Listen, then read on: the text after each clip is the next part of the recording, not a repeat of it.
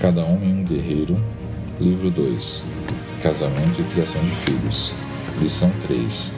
Quando casamentos ferem. O toque do telefone me despertou de um sono profundo às 11h45 da noite. Era Bruno. Ele havia bebido. Com voz arrastada ele disse: "Lom, estou cheio de porcaria. Vou largar minha mulher." Já havíamos tido essa mesma conversa muitas vezes. Perturbado e ainda meio zonzo, gritei no telefone: "Não vai não.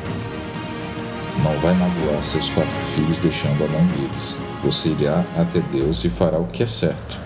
Agora vá para a cama e ligue para mim de manhã." Obedientemente, ele concordou e nós desligamos.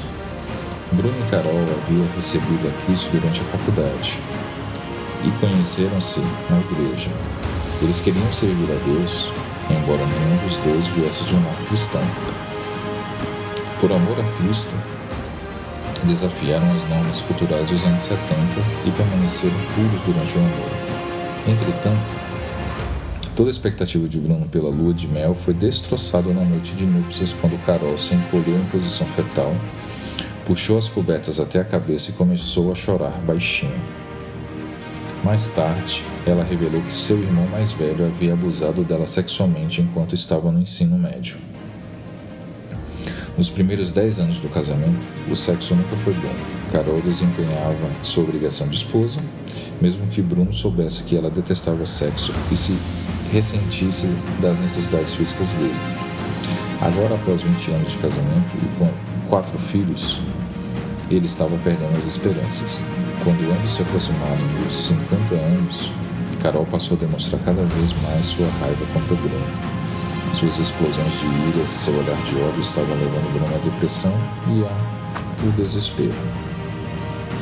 Agora eles raramente tinham relações, as frustrações de Bruno foi acumulando e mais ou menos uma vez por mês ele exigia que fizessem sexo.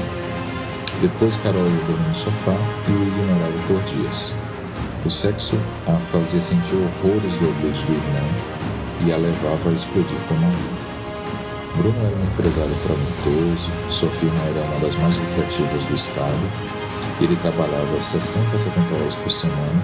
Pelo menos no escritório ele se sentia vitorioso, valorizado e apreciado. Mais do que isso, o trabalho era uma fuga da tortura do lar. Bruno nunca havia tido um caso extraconjugal, embora a tentação fosse grande. Ele se lembrava da sua infância destruída quando seu pai fugiu com a secretária, abandonando a mãe de Bruno e 3 filhos. Seu pai foi um homem duro e frio que constantemente repreendia Bruno. Agora, o possível colapso de seu casamento, ele relembrava da amargura e o desespero que sentia na infância. Certa vez, Bruno passava por uma fase difícil. Revelou a um irmão cristão mais chegado à dor e o sofrimento que estava sentindo. Seu amigo o repreendeu e disse: "Aguente firme, para de choramingar, muitos casais têm casamento sem sexo." Bruno e Carol consultaram vários terapeutas, mas ninguém estava conseguindo ajudar. Um conselheiro cristão chegou a dizer a Bruno que não havia esperança. Eles deveriam pedir o divórcio. Foi esse conselho que levou Bruno a me ligar tarde da noite, e eu lhe disse que me procurasse no dia seguinte. Em nosso primeiro encontro, eu não tinha certeza se poderia ajudá-lo, mas Deus estava trabalhando em seu coração. Depois do nosso bate-papo inicial, oramos e perguntei a Bruno o que eu poderia fazer por ele. Suas primeiras palavras deram-me esperança. Com lágrimas nos olhos, ele disse: "Lona, durante o caminho até aqui, esta tarde, orei ao Senhor pedindo que Ele me transforme no homem que Ele quer que eu seja, e disse que eu faria qualquer coisa para salvar meu casamento." Ao ouvir essa declaração de compromisso, decidi que faria tudo que estivesse ao meu alcance para ajudar Bruno.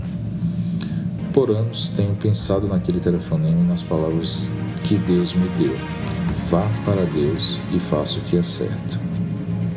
Essa frase vem de 1 Pedro 4,19. Deus usava esse versículo em minha própria vida enquanto me guiava em meio ao meu próprio tempo de provações em meu casamento. Aqueles que sofreram de acordo com a vontade de Deus devem confiar na sua vida ao seu fiel Criador, ir para Deus e praticar o bem, aquilo que é certo. 1 Pedro 4,19. ênfase acrescentada. Em grego, a expressão traduzida por bem significa tomar um curso de ação correto. Nos últimos anos, essa tem sido uma definição de um verdadeiro homem de Deus.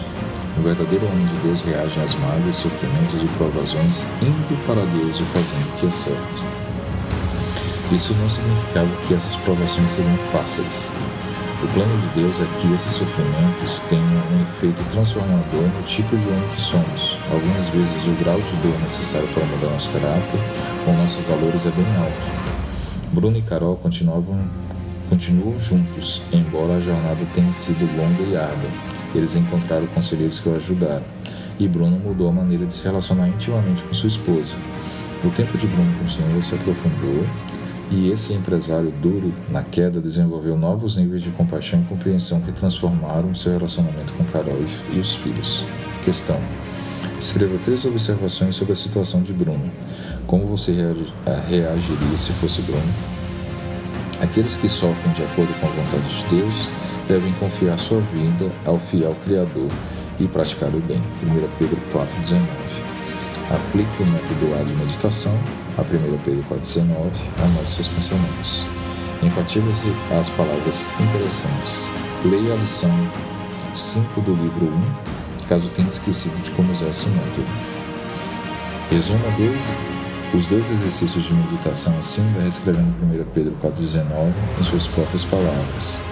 Prepare-se para compartilhar para o grupo. Escreva sobre o momento difícil que você passou em seu casamento. Você foi capaz de ir a Deus e fazer o que era certo? Por quê? Como a reação afetou a sua situação? Como você reagiria à mesma situação hoje? Leia as 3 versões de Colossenses 3,19 abaixo. Que mandamentos há nesse versículo? Maridos, ame cada um a sua mulher e não a tratem com amargura. NVI. Marido, ame sua esposa e não seja grosseiro com ela. NTLH. Vós, maridos, amai as vossas mulheres e não vos irriteis contra elas. ARC. Colossenses 3,19. O que acontece com a autoimagem da esposa quando o marido a trata com grosseria, amargura e rispidez? O que acontece com o relacionamento conjugal quando o marido é grosseiro, amargo e ríspido? O marido consagrado a Deus é um homem de caráter santo? Leia 1 Pedro 3,7 a 9. Quais traços de caráter você identifica nessa passagem? Como 1 Pedro 3,9 se aplica ao casamento? O que acontece a uma união a qual o casal viola o mandamento? Não retribua o mal com o mal, nem insulto por insulto, ao contrário, bendiga. O casamento pode ser um lugar de grande dor e sofrimento pessoal. Algumas vezes, o desejo de abandonar o casamento pode ser insuportável e muitos homens cedem. No entanto, com o passar dos anos, tenho observado que alguns homens que aguentam firme e deixam que Deus os ensinasse durante a provação saem dela, melhores, mais realizados no casamento e melhores pais para os seus filhos. Carta de Deus. Meu filho, quando você estiver sofrendo, confie em mim. Confie que eu farei o que for melhor para você. Eu tenho uma medida das coisas diferente da sua. Quero o que é melhor para a sua alma, o que lhe trará recompensas espirituais no céu. Os homens desejam o que é fácil, o que não traz dor, o que dá prazer. Eu quero o que lhe trará a maior alegria, uma alegria que permanece e tem base numa recompensa eterna, a alegria que vem de me conhecer. Assinado Deus. Questões. Leia a carta de Deus e escreva 3 ou 4 observações sobre a vontade de Deus quando você está passando por tempos difíceis ou sofrimento. De acordo com essa carta, diga o que os homens desejam quando estão passando por sofrimento. Recapture a lição. Se o seu casamento está enfrentando um problema, vale a pena ficar firme e fazer o que é certo, mesmo quando não sabemos quais serão os resultados. Por quê? Recapitule a lição e reorganize seus pensamentos. Anote os pontos a relembrar mais importantes dessa lição. Prepare-se para compartilhar o que escreveu.